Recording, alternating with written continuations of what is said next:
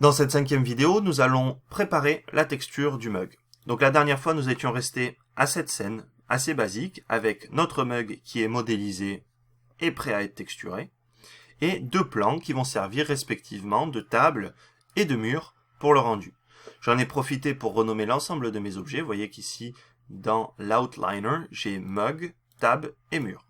Donc tout est correctement nommé, ma scène est propre. On va pouvoir commencer à texturer notre mug.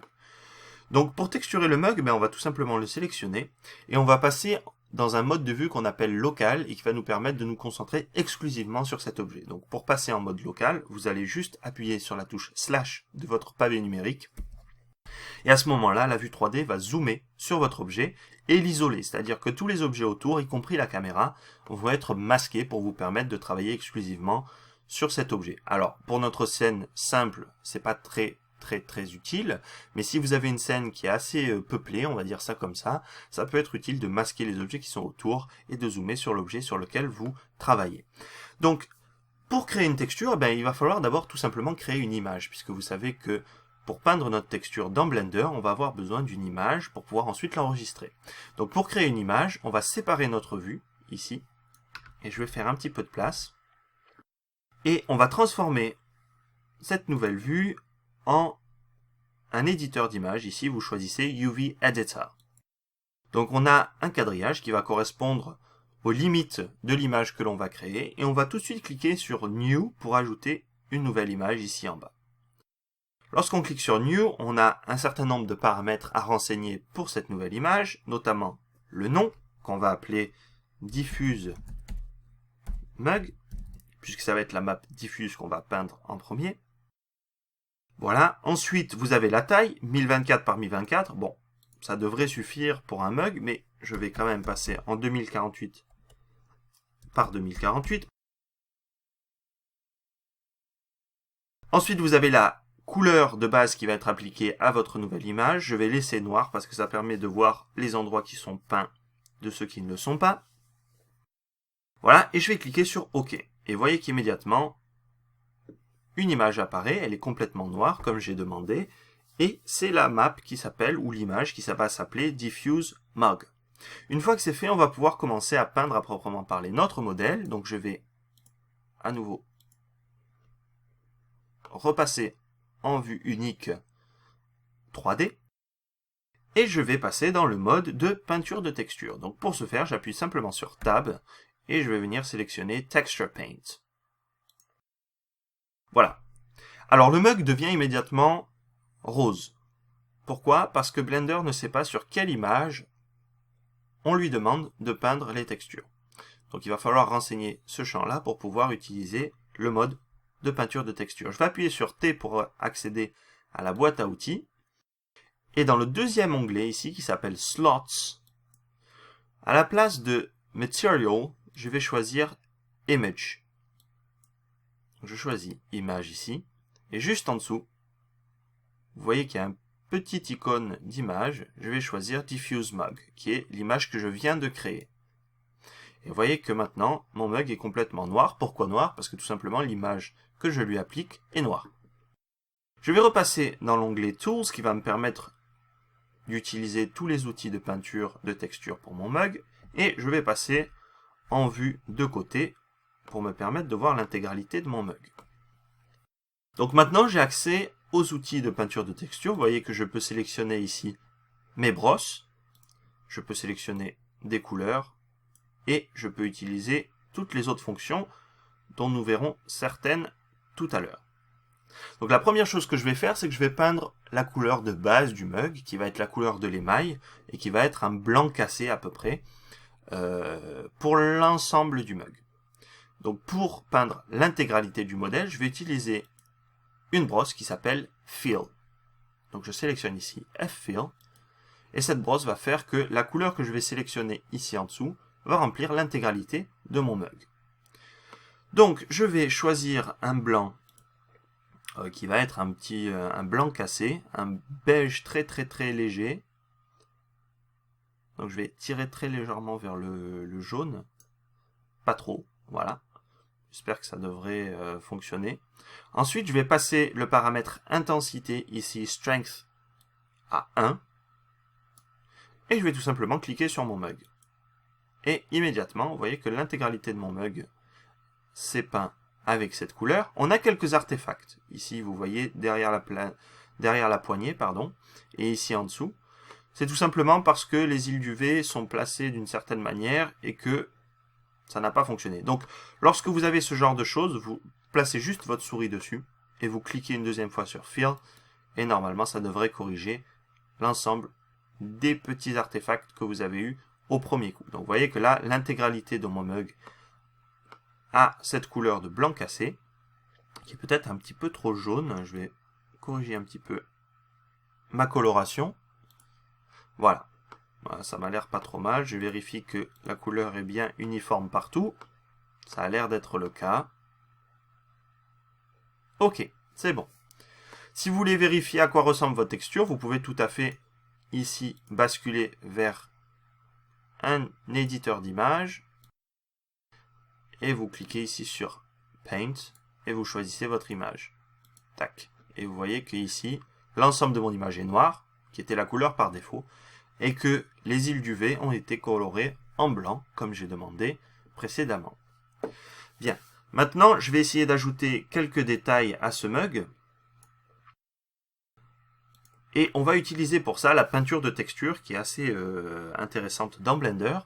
Et pour utiliser des textures pour peindre sur votre objet, il va falloir les charger préalablement dans Blender. Donc, dans le panneau Propriétés, ici à droite, vous avez une petite icône ici qui correspond à l'onglet Texture. Vous cliquez dessus. Et là, vous avez la possibilité de charger des textures que vous pourrez ensuite utiliser dans la peinture de texture. Donc vous voyez qu'il y a deux types de textures que vous pouvez charger. Des textures qu'on va appeler brosse, brush, qui vont vous permettre tout simplement de peindre une image sur votre modèle. Et une texture qui va s'appeler brush mask, un masque, qui va vous permettre de masquer ce que vous peignez avec une texture qui va être en noir et blanc. Donc nous on va utiliser les textures brosse, brush, et on va cliquer sur New pour en créer une nouvelle qu'on va appeler logo. Et je vais aller chercher sur mon disque dur le fichier correspondant du logo Blender France qui devrait être là. Voilà. Une fois que c'est fait, vous voyez que j'ai mon logo qui s'affiche ici. Alors c'est une image PNG assez basique, hein, qui est transparente, et que je vais ensuite pouvoir utiliser dans ma peinture de texture. Je vais créer une deuxième texture en appuyant sur le plus ici. Et cette fois-ci, je vais l'appeler Blender France Text. Texte. Voilà, comme ceci. Et je vais aller chercher l'image correspondante ici. Voilà. Alors là, vous la voyez pas parce qu'en fait, elle est en noir. Donc noir sur noir, ça se voit pas. Mais elle est transparente. C'est juste le texte de Blender France avec une certaine police qui est en noir. Voilà. Donc maintenant que nos textures sont chargées, on va pouvoir repasser ici, pleine vue, dans notre peinture de texture. Donc je repasse en vue de côté, et on va paramétrer notre brosse pour pouvoir peindre avec ces textures que l'on vient de charger. Donc ici, je ne vais plus utiliser la brosse Fill, je vais utiliser tout simplement Text Draw. Donc c'est la dernière ici que vous voyez. En fait, cette brosse, c'est simplement l'équivalent de votre brosse basique dans votre éditeur 2D. Vous voyez que si je peins, c'est simplement une brosse comme ceci. Alors là, ici, je peins à la souris, hein, mais sachez que vous pouvez utiliser une tablette. J'ai la mienne qui est branchée, mais on ne va pas l'utiliser pour le moment. Donc, on va configurer notre brosse pour pouvoir utiliser les textures. Et pour ça, rien de plus facile, vous allez tout simplement aller dans l'onglet Texture ici. Et vous voyez que vous avez la possibilité d'utiliser les deux textures que vous avez chargées préalablement, en l'occurrence le logo et le texte de Blender France. Donc je vais cliquer sur Logo. Et dans le mode de projection, vous avez ici Brush Mapping. Au lieu de Tiled, je vais choisir Stencil. Alors a priori, rien ne s'est passé, sauf que si vous passez votre souris sur la vue 3D, votre texture apparaît. Alors elle est mal placée, mais vous avez la possibilité de transformer cette texture dynamiquement à l'intérieur de votre vue 3D. Avec le clic droit, vous pouvez la déplacer où vous voulez dans votre espace 3D. En appuyant sur la touche majuscule, vous avez la possibilité de régler la taille de cette image. Donc clic droit majuscule, en cliquant, glissant, vous pouvez ajuster la taille de votre image. CTRL clic droit va vous permettre de la faire pivoter et donc d'ajuster vraiment assez finement le placement de votre image. Alors je vais la remettre droite parce que moi je souhaite qu'elle soit droite et je vais ajuster la taille de mon image pour qu'elle corresponde grosso modo à l'endroit où je souhaite la peindre sur mon mug, comme ceci à peu près. Voilà, quelque chose comme ça, c'est peut-être un peu gros. Voilà, comme cela.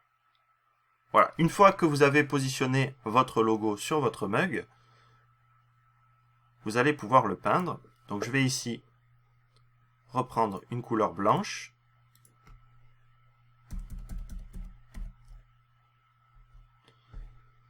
Et je vais mettre l'intensité à 1 pour qu'on ait une opacité maximale. Vous pouvez également utiliser les raccourcis Shift F et F pour régler la taille et l'intensité de votre brosse. Voilà, je vais faire ça. Une fois que c'est fait, j'ai juste à peindre sur mon logo, comme ceci, pour le décalquer en quelque sorte, pour peindre en fait ma texture sur mon modèle. Et vous voyez que maintenant, je vais juste désactiver la vue de ma texture pour vous montrer que maintenant, la texture est bel et bien peinte sur mon mug. Vous pouvez également le vérifier en regardant cette fois-ci à nouveau votre map. Vous voyez que ici la texture figure bien sur notre texture. Voilà, donc je vais rajouter maintenant le texte de Blender France tout simplement. Donc je vais changer ma texture. De la même manière, je vais choisir Stencil et je vais venir positionner mon texte où je souhaite le mettre, comme ceci. Je vais réduire la taille de ma brosse à l'aide du raccourci F, pas empiéter là-dessus, et je vais tout simplement peindre mon texte sur mon mug. Et de la même façon, vous voyez que c'est très rapide, très facile, et vous pouvez ajouter comme ça des détails à vos modèles. Alors là, c'est facile parce que c'est plutôt un tutoriel de débutant, mais vous pouvez utiliser également des textures plus complexes, les mixer ensemble avec les différents types de fusion que vous avez là, et avoir des résultats assez intéressants. Donc voilà notre texture qui est créée, puisqu'on ne va pas en faire des tonnes pour ce mug.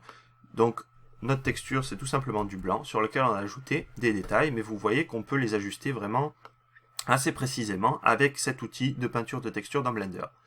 Méfiez-vous qu'une fois que vous avez peint votre texture dans Blender, il faut à tout prix enregistrer l'image que vous avez peinte, sinon elle ne sera pas conservée et vous devrez recommencer. Donc on va le faire immédiatement en passant dans l'espace édition du V.